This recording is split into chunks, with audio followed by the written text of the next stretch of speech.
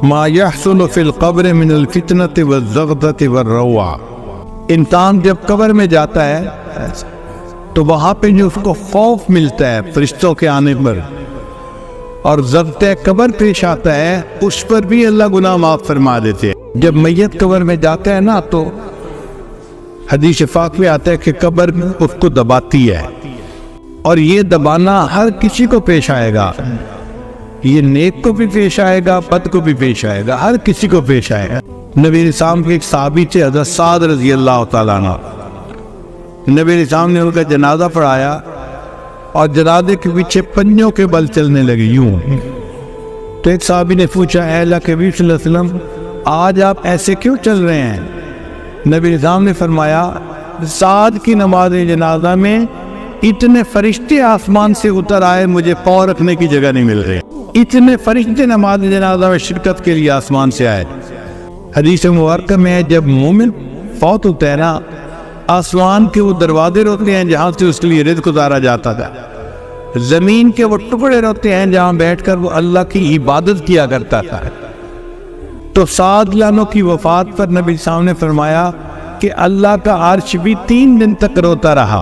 پھر نبی صاحب نے فرمایا کہ سعد کو بھی ضبط قبر پیش آیا، جس کی نماز جنازہ اللہ کے محبوب ہم پڑھا رہے ہیں، اور جن کی نماز جنازہ میں اتنے فرشتے اتر رہے ہیں کہ پاؤں رکھنے کی جگہ نہیں مل رہی، اور جن کی وفات پر اللہ کا عرش بھی رو رہا ہے، ان کو بھی ضبط قبر پیش آیا. اس کا مطلب یہ ضبط قبر ہر بندے کو پیش آنا ہے، نیک ہو یا بد ہو.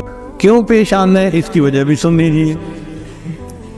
آپ ریسٹورنٹ پہ جاتے ہیں، بھئی مجھے چائے پلا دو، تو آپ کو 5 روپیہ اس کا بل دینا پڑتا ہے. پھر آپ کہتے ہیں نہیں اس کے ساتھ ذرا 2-4 کباب بھی لے آؤ، تو اب بل جو ہے وہ 100-200 روپے ہو جائے گا. آپ کہتے ہیں نہیں یار مجھے بھوک لگی ہے، کھانا کھانا ہے، اب ہزاروں میں بل چلا جائے گا. جتنا کھانا بڑھتا گیا اتنا ہی اس کی پرائس بڑھتی گئی. ہم دنیا میں جو جائز لذتیں لیتے ہیں نا، ان جائز لذتوں کی بھی قیمت ہے. اب ایک بندے نے عیش کی زندگی گزاری، امیر بندہ تھا، اور ایک بندے نے غربت کی زندگی گزاری. اب امیر بندے کو اس کا بل تو پے کرنا پڑے گا نا، تو کیسے کرے گا؟ ضبط قبر کی وجہ سے پیش کرے گا. غریب آدمی کو کم پیش آئے گا اور امیر آدمی کو زیادہ پیش آئے گا. اس لیے ہمارے بزرگ جائز لذتوں سے بھی پرہیز کرتے تھے. ہم تو ناجائز لذتوں کے پیچھے بھاگتے پھرتے ہیں نا، وہ جائز لذتوں سے بھی جو ہے پرہیز کرتے تھے. مجھے یاد ہے کہ میرے والد گرامی کھانا کھانے کے لیے جب بیٹھتے تھے، میں 2-3 سال کی عمر کا چھوٹا بچہ تھا، ساتھ بیٹھتا تھا، تو ابو ایک لقمہ سالن میں لے کر منہ میں ڈالتے اور گلاس پانی کا پڑا ہوتا تھا، اٹھا کر ایک گھونٹ سالن میں ڈال دیتے تھے. مجھے سمجھ نہیں آتی تھی بات.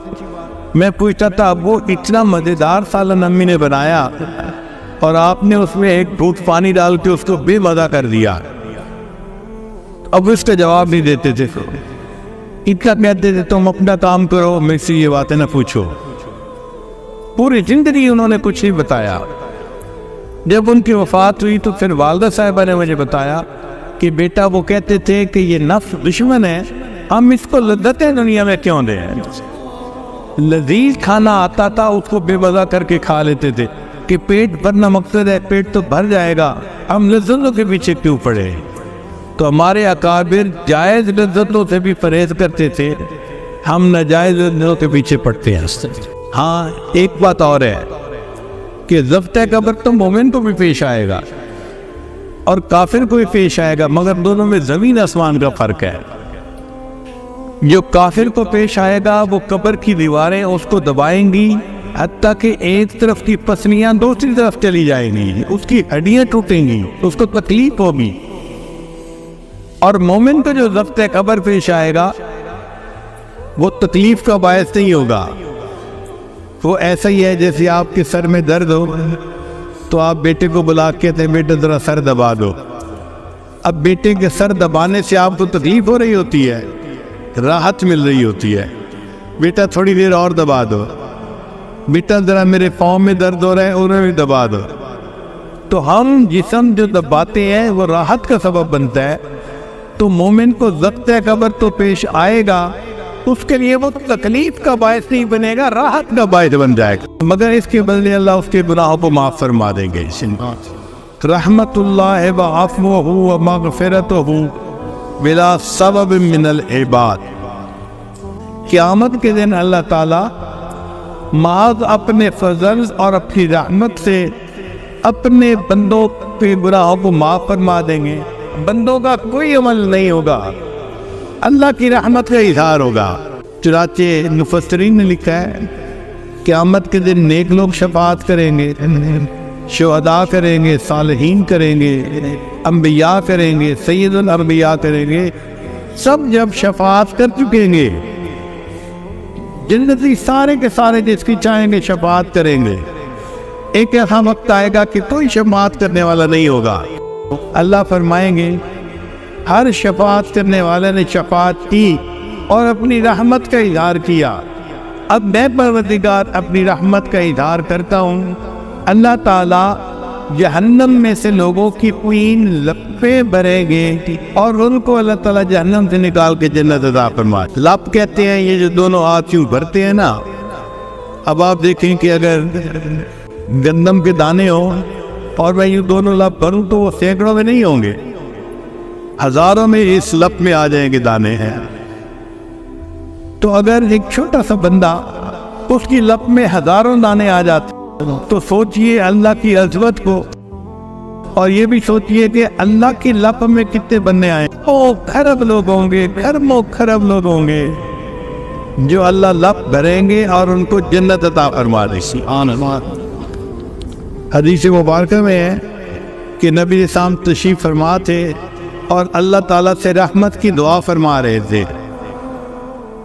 اور ابو بکر صدیق لانو نبی اسلام کی خدمت میں گزارش کر رہے تھے، اے اللہ کے حبیب صاحب آپ رحمت کی دعا کیجیے تاکہ اللہ تعالیٰ آپ کی امت پر مزید رحمت فرما دے۔ جب اللہ کے حبیب صلی اللہ علیہ وسلم نے خوب آہوداری فرمائی تو اللہ تعالیٰ نے فرمایا اے میرے محبوب، میں قیامت کے دن ایک لپ بھر کر جہنمیوں کی نکالوں گا اور ان کو جنت عطا فرما دو۔ عمر لانو بڑے خوش ہو گئے، وہ کا صدیق لانو نے کیا عرض کیا، اے اللہ کے حبیب صلی اللہ علیہ وسلم پھر دعا کیجیے۔ عمر لانو کہنے لگے ابو بکر آپ کو پتہ ہے کہ اللہ کی لپ کتنی بڑی ہوگی؟ تو ابو صدیق نے جواب دیا عمر اگر اور بھی لوگوں کا فائدہ ہو جاتا ہے تو تمہارا نقصان کیا؟ یہ رحمت کا وقت ہے، اللہ کی رحمت متوجہ ہے، محبوب صلی اللہ علیہ وسلم کو دعا کرنے دو۔ چنانچہ ابو بکر صدیق کے کہنے پہ نبی اسلام نے اور دعا مانگی، اللہ نے 2 لپیں بھر کر نکالنے کا وعدہ فرما دیا۔ پھر ابو بکر صدیق نے پھر عرض کیا اے اللہ کے رسول اور دعا مانگیے، اللہ نے رحمت فرمائی، وعدہ فرمایا میرے محبوب میں 3 لپیں بھر کر لوگوں کی نکالوں گا اور ان کو جنت عطا کر دوں گا۔ امام غزالی رحمۃ اللہ اپنی کتاب میں اس حدیث پاک کو لکھنے کے بعد کہتے ہیں کہ مجھے اس سے تو بھروسہ نہیں کہ میں اپنے عملوں کی وجہ سے جنت میں جاؤں، اللہ جن کو آپ اپنی رحمت سے نکالیں گے اور جنت عطا فرمائیں گے مجھے بھی ان میں شامل فرما لینا۔ اللہ ہم پر رحمت فرمائے اور قیامت کے دن اللہ ہمیں فقط اپنی رحمت سے معاف فرمائے اور ہمیں جنت عطا فرمائے۔